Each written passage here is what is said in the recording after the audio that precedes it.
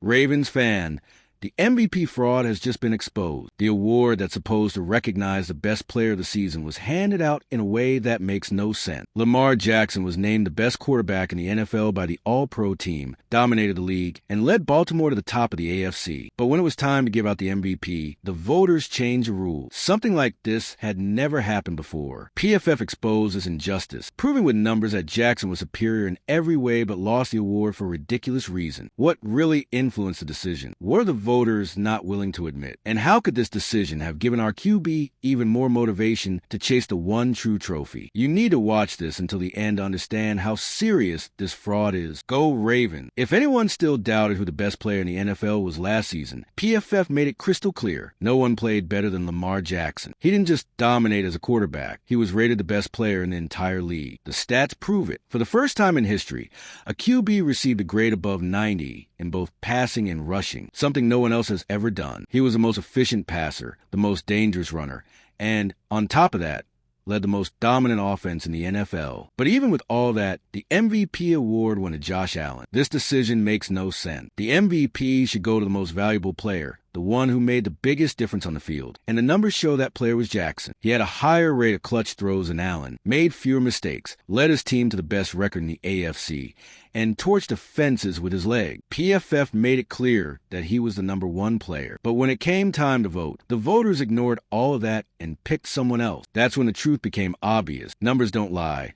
But the voters lied to themselves. And this wasn't just a minor mistake. It was the first time in NFL history that a quarterback who was named first-team All-Pro didn't win MVP, while another QB, who wasn't even given that honor, took the award. This had never happened before, and the fact that it happened to Jackson proves that the decision wasn't based on performance. It was based on narrative. PFF tore that narrative apart with cold, hard facts, proving Jackson should have won. But the most incredible part, he doesn't even seem to care that much about it. In the end, what really matters to Lamar Jackson is an individual award. It's the trophy that actually counts, the Super Bowl. If this injustice got the fans fired up, just imagine what it did to him. Jackson has always thrived on being doubted and disrespected, and now he has one more reason to come back stronger than ever. But if the MVP voting was a fraud, what really drove the voters to make this decision? The MVP award is supposed to recognize the best player of the season, right? But the 2024 selection proved that's just a theory. Never before in history had a quarterback named first-team All-Pro been ignored for MVP in favor of another QB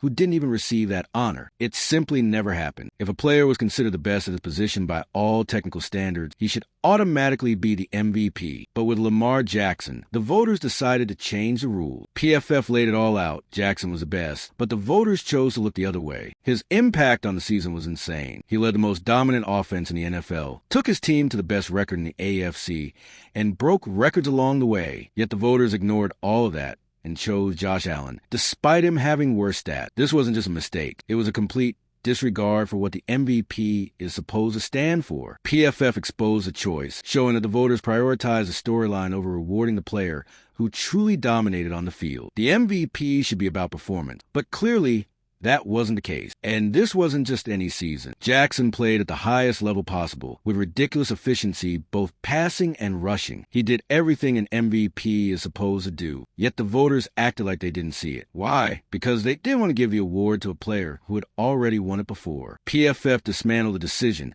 and proved that Jackson was the most dominant player in the league. But that wasn't enough for the voters. They needed an excuse to not give him the award. The truth is, this injustice happened for one simple reason. The voters were tired of picking the same player, and PFF showed exactly how that influenced the MVP decision. But if voter fatigue played such a big role, what does that say about the integrity of the award? PFF made it clear that the MVP selection had nothing to do with on-field performance and everything to do with voter fatigue, the tendency of voters to get tired of giving the award to the same player. Jackson had already won the MVP twice, and the voters wanted a new story to tell. It didn't matter that he was the best player of the season. It didn't matter that his stats were better than Josh Allen. What mattered to them was awarding someone new. Dan Orlovsky, one of the voters, practically admitted this by saying that Jackson was the best player, but Allen had more impact on his team. That excuse makes no sense. If the criteria were impact on the team, Jackson still would have won easily. Not only did he lead the Ravens to the best record in the AFC, but he did it while carrying the team on his back. Without him, Baltimore wouldn't have had the same dominant offense, the same efficiency, or the same status as a team to beat in the conference. PFF tore apart this false narrative by showing the stats. Jackson was more accurate, more explosive, and more clutch than Allen in almost every category. And the worst part? This has happened before to other players who dominated the league for too long. Voters get tired of picking the same name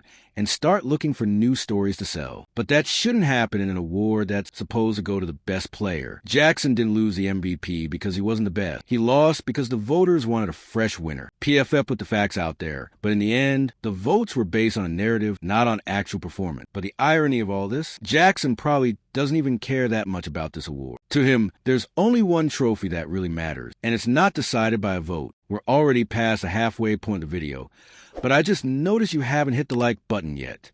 That's really important to help YouTube keep recommending my content to you, so I can keep bringing you more videos. So go ahead and hit that like button. It's free. Thanks. Now let's continue. If there's one thing PFF made clear, it's that Lamar Jackson has already moved past it. He was the best player of the season, but the voters went in a different direction. And to him, it doesn't matter. The MVP may have been stolen, but in the end, he never played for individual award. The only trophy that truly matters to him is the Lombardi Trophy. And if this injustice did anything, it was giving him even more motivation to chase it. Jackson has already proven that he doesn't need an MVP to be recognized as the best. He has something that few players in the league possess: the ability to take over games on his own. He can win with his arm, he can win with his leg, and he can make opposing defenses look lost every time he touches the ball. A player like that doesn't need a vote to prove he's elite. PFF showed that he's already the best, and now he just needs to keep doing what he always has: dominate on the field. And if MVP voters thought they were diminishing Jackson by not giving the award, they made a huge mistake. All they did was give him more fuel to chase what truly matters. He's been underestimated before. They've said he couldn't be an NFL QB. They've doubted him countless times, and every single time he responded with his performance. Now, with this new injustice, history repeats itself. But this time, his focus is clearer than ever. Jackson doesn't want a third MVP. He wants a Super Bowl. And if PFF prove he's already the best player in the NFL, the only thing left is to prove it on the league's biggest stage. If the MVP award truly meant recognizing the best player of the season, Lamar Jackson would have won the trophy in 2024 without debate. But Josh Allen's selection showed that this award is no longer about performance. It's about narrative. PFF made that clear by proving, with numbers, that Jackson was the best player in the league. If the trophy didn't go to him, then it has lost its credibility. After all, what's the point of an award that ignores its own voting criteria? This isn't the first time the MVP has been controversial, but this case went beyond that. For the first time, a first-team All-Pro QB lost the award to a quarterback who wasn't even selected to that list. That had never happened before, proving that MVP voting has become subjective, based more on voter preferences than actual on-field performance. PFF showed that the true best player was Jackson, and this decision only reinforces that the award has lost its meaning. And if the MVP has lost credibility, it only reinforces what Jackson has always believed: individual awards mean nothing without a title. He was the best player of the season, and that cannot be erased. But the only way to end this debate once and for all is by winning the Super Bowl. An MVP can be debated, but a championship ring cannot. What MVP voters fail to realize is that all they did was make Jackson even more dangerous. Now he has something to prove, and a motivated Lamar Jackson is every NFL defense's worst nightmare. The truth is out, and now there's no doubt. Lamar Jackson was the best player in the NFL in 2024, but was robbed of the MVP. PFF made it clear that he didn't just dominate as a passer and runner, but did so at a historic level, something no one has ever achieved before. In the end, the voters didn't base their decision on performance, but on a subjective criteria that favored Josh Allen. But this injustice might have a dangerous side effect for the rest of the league. A Lamar Jackson even more motivated to chase the only trophy that truly matters, the Lombardi. And for you, does this decision completely tarnish the MVP's credibility, or is the award still worth taking seriously? Drop your thoughts in the comments. I want to hear your opinion. And of course, if you enjoyed the video, make sure to subscribe to the channel so you don't miss anything about the Ravens.